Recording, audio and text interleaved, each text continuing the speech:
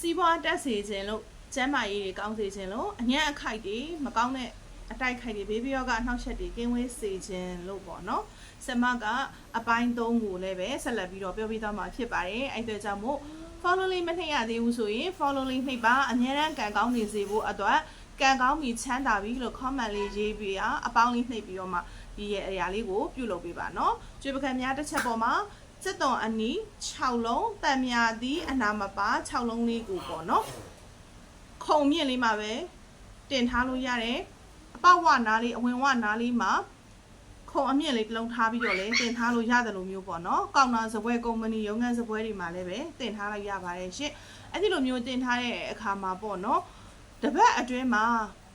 3ရက်အတွင်းမှာပုတ်သွားခဲ့တယ်နာသွားခဲ့တယ်ဆိုလို့ရှိရင်ဝေးရအမိုက်ပေါ်မှာသွားဆွန့်ပစ်လို့ရတယ်ရေသွားမျောလို့ရတယ်ပြီးရင်ကြွေပကံလေးကိုဆေးပြီးတော့တိတ်တိတ်ချာချာလေးအစနေပြီးတော့ပြန်လုပ်ပါပြီးတဲ့အခါကျရင်မိမိတို့ရဲ့အိမ်ဖျားမှာတရဏဂုံ3ပါဂုံတော်9ပါ24ပစ္စည်းပဋ္ဌာန်းအကျဉ်းပေါ့နော်တောက်တော်ရီ6ခွက်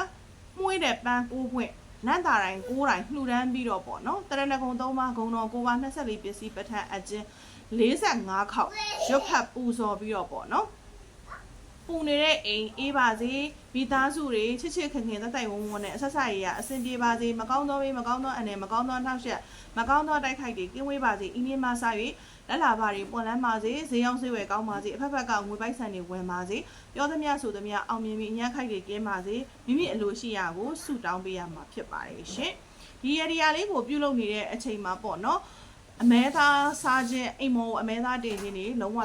ပြုလုပ်လို့မရပါဘူးအမဲသားစားမယ်ပေါ့နော်အမဲသားအိမ်မောတင်ထားတဲ့အိမ်တွေပြုလုပ်မဲ့သူတွေဆိုလို့ရှိရင်တော့ရေဒီယာလေးကကြန့်ကြာတာတို့ရေဒီယာအစွမ်းမထက်တာတို့ဖြစ်နိုင်ပါတယ်ရှင်ချစ်မိတ်ဆွေ9ရက်သားသမီးရှင်တွေဖွားများအားလုံးတို့ရဲ့ကံကောင်းခြင်းချမ်းသာခြင်းလက်လာပပွန်လန်းခြင်းနဲ့အနှောက်အယှက်အတိုက်ခိုက်တွေကင်းဝေးပြီးတော့ကျမ်းမာရေးအတိုက်ခိုက်လူမှုရေးအတိုက်ခိုက်စီးပွားရေးတိုက်ခိုက်တွေကင်းပြီးတော့မှာပေါ့နော်အရာလေးမျက်နှာမှာငွေပိုက်ဆံတွေအဖက်ဖက်ကနေပြီးတော့တက်တောက်လဲဝင်စေဖို့အတွက်ဆမ်မပွင့်နေခိုင်မှာဤအစွမ်းထက်အလှူတော်ရေဒီယာလေးကိုလာရောက်ပေးခြင်းဖြစ်ပါတယ်ရှင်ဆမ်မရေးဆမ်မရှိမှာဗီဒီမေးခြင်းနဲ့ကန်ဆာတာအသေးစိတ်စစ်ဆေးခြင်းနဲ့လုပ်ငန်းအမည်ပေးအပ်ခြင်းနဲ့ဆမ်မအမည်ပေးထားတာကျမရဲ့သားလေးရဆိုလို့ရှိရင်စာရမ်းတော်တဲ့အရန်လဲလိမ္မာတယ်နာမည်လေးကလည်းထူးထူးခြားခြားနဲ့လှတယ်ကျမရေးလည်းကောင်းတယ်အဲ့အတွက်ကြောင့်မို့